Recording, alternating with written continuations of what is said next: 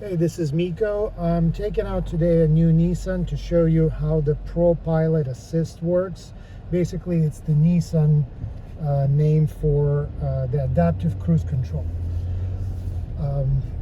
I tried it a little bit just in preparation for the video. The system is really easy to use. It is simple.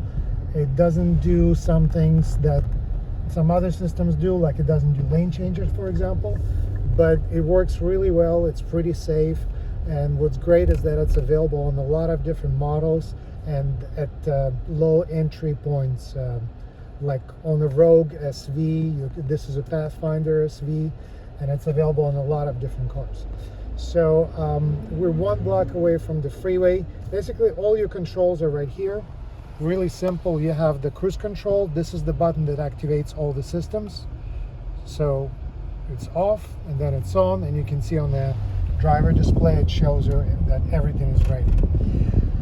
Other buttons right here, you have the set button, resume. This is also where you adjust the speed, and one extra button that's not here, it's on the left side of the dashboard. That's the steering assistance, because the system includes steering, and here's where you can turn it on and off. So we are getting on the freeway, and I'm just pushing set, and the system is active. Right now it picked up at the speed that I had, 42 miles. I'm gonna raise it up. So if I push this button, this up here for the plus once, it goes up, the speed, the set cruise control speed goes up by 1 mile. If I push and hold it, it's gonna be going up in 5-mile increments. So right now we set at 50 miles an hour. I'm gonna ramp it up to, so let's go to 80. 80 is good. And you can already see, like, if you can just film the road a little bit. So we're cruising at about 55 miles an hour. Now, if you hear this sign, this noise, that tells you that the steering assistance, there's a chime when it turns on and off. And the system is pretty sensitive, which means I cannot just, well, sometimes I can. If I just hang my hand on the steering wheel, it's enough for the system to work. Because the way it's set up, you have to have your hands on the steering wheel for it to work. If I let go of the steering wheel, and I'm going to show you,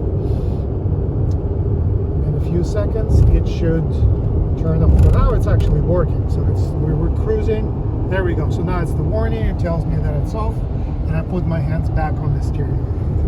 So that's basically, this is all it takes for the system to work. So I set it at 80 miles an hour. We're cruising at about 60. I can play, let's see. So let's do a lane change to go faster for now. So when you turn on the turning signal, it turns off the steering assistant.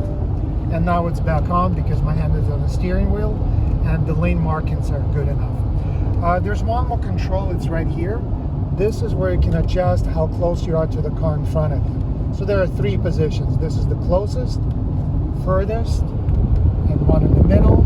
So let's just leave it in the middle for now. So that's basically all it takes. It steers, it controls. You can see in real life how smooth it is. It picks up pretty well, and it's really simple. And when I did this for the first time, it took me like a minute to figure this out. But again, these are all the controls you have. Literally 1, 2, 3, 4 buttons for everything that this car can do. And let's do more lane changes. So right now we're cruising at about 60. There's a car in front of us. Let's see, I just want to do something interesting. Okay, well, we're going to exit soon, so I'm going to change the lane towards the exit. Kind of slows down. So now this car is jumping in front of me, and you can see, like, on the display, it jumped and showed that there's another car. So you see this display actually shows you if there are cars in the front, which could be great at night driving. And we're going to exit on the next exit. And let's just see how it goes. And I'm going to try to squeeze it to the max. I'm going to try to go off the exit on the cruise control without doing any other changes. So we're changing the lane all the way to the far right lane. And that's it. Everything's working. maintaining safe distance from the car in the front. Let's make it shorter. And now it's going to be interesting. Again, like some things we cannot control. I don't know how the traffic is going to be, but we're going to see what happens if the car in front of me just stops. And spoiler alert, this car will stop too. If it's abrupt, you know, I'm not gonna risk an accident. I will engage the brakes, but you can really test it quite well. And another thing that happens, like when I tested it on city streets, when you try to turn on cruise control, it turns off. When the street markings are not good, lane markings are not good, it turns off like the steering assistance. And so the system is not going to let you do anything crazy. You know, it's not a Tesla where you can fall asleep and drive. So while we're talking, you see this car slow down for the exit. And we actually need to change a lane. Let's do that. Okay, change the lane. There was a car in the blind spot. Okay, let's see what happens. Okay, so this was too fast for, you know, for the safety of the driving, so I engaged the brakes, and right now it's off. But we're going to get back on the freeway. Just gonna do leave turnaround, and I'll show you. We'll do it again.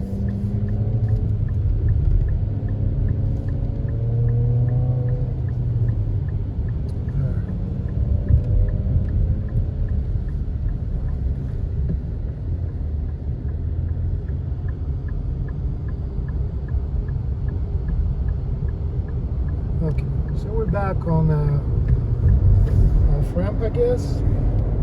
Accelerate a little bit, turn on the system, and now I'm just gonna hold the accelerate, change the speed, and I'm holding it until I got to 80 miles an hour, and that's it. So the beeping you hear, it was when the car gets confused when lane merge, so it gives you warnings here and there, and I find it useful. It lets you know what's going on around you, so you can pay attention. And so right now we're cruising at about 70. See the car in front of us, safe distance, not too far, so somebody can still cut me off, which is okay, but I'm pretty close to the car in front.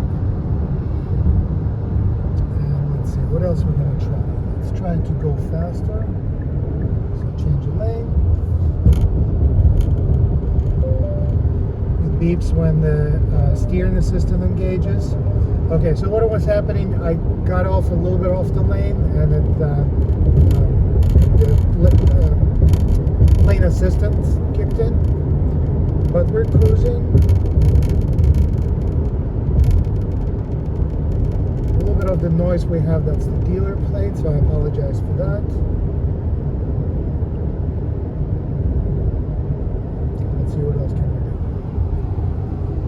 And just to show you, if something happens, if you're feel not safe, touch the brake, just literally touch it, that's it, it's just engaged. Turning back on, turns back at the speed where I'm at right now. Let's accelerate to higher speed. 75 is good enough, and we are again cruising.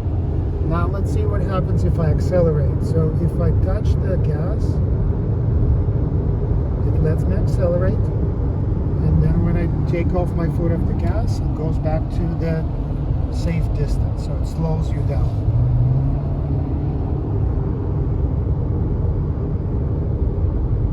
And I know it's hard to tell when you're watching the video, but the car is steering itself. Right now, when the lanes are good, markings are good, I have one hand on the steering wheel, that's all it takes. Alright, so where are we?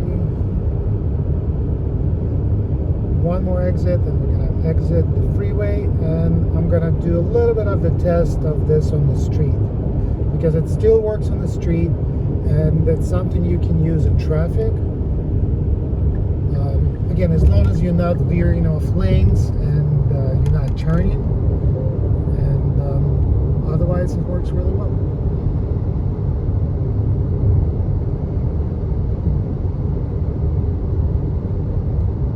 Probably see, like the only better system I tried, the new BMW X5, has a better system. It's probably a little smoother, and what's really nice, it also can change the lane. You just push and hold the turn-in signal, it checks the distance and it changes the lane for you. So that's nice. This Nissan system doesn't do that, which is okay. Again, for the price point that you get, it's fine. And by the way, this is the same, like you can see, controls look really similar to Infinity system. So Infinity, whatever model it's offered on, it'll be pretty much the same. Okay, so we're coming up on the exit, and I'm going to try to merge into the exit lane while still in cruise control. Okay, and you see totally safe. The car smoothly slows down, no problem, picks up the lanes, and the steering system engages as well. And we're about half a mile from the exit.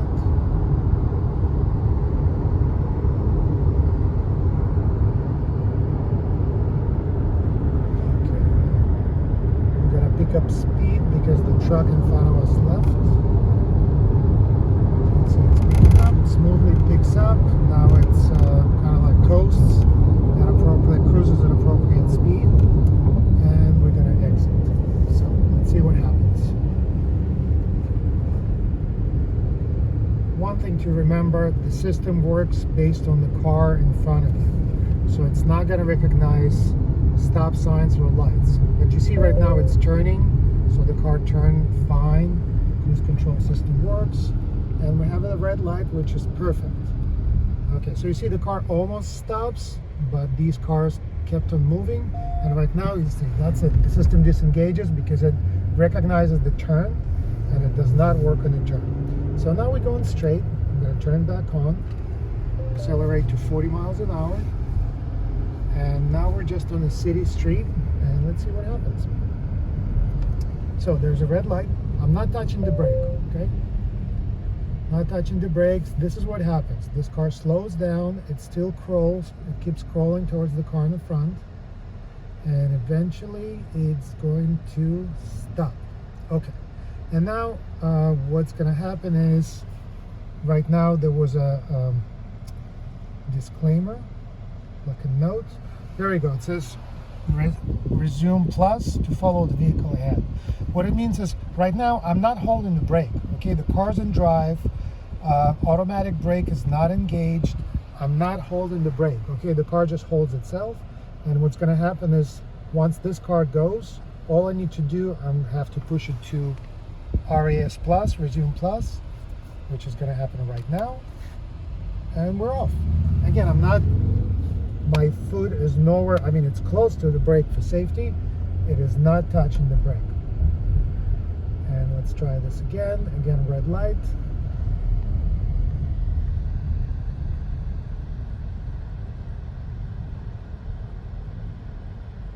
And it slowly crawls. It keeps crawling as much as possible until it stops. Okay, so now it stopped. Everything's working fine. I did not touch the brake, did not touch the gas. And again, right now, once the car in front of me moves, I'm going to push this button up. Come on, guys, let's go. And we're off. And that's basically it. That's the functionality. As you can see, it's really easy. It's affordable.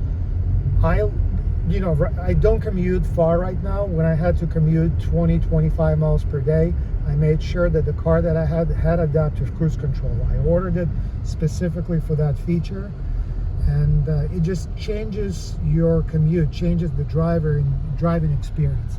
You don't have to be as cautious. You don't have to steer the car in front of you. You still have to be safe. You still have to pay attention on what's going on, but it really changes how you view your commute, and your perception of the drive and experience in the car changes. That's it. Thanks for watching.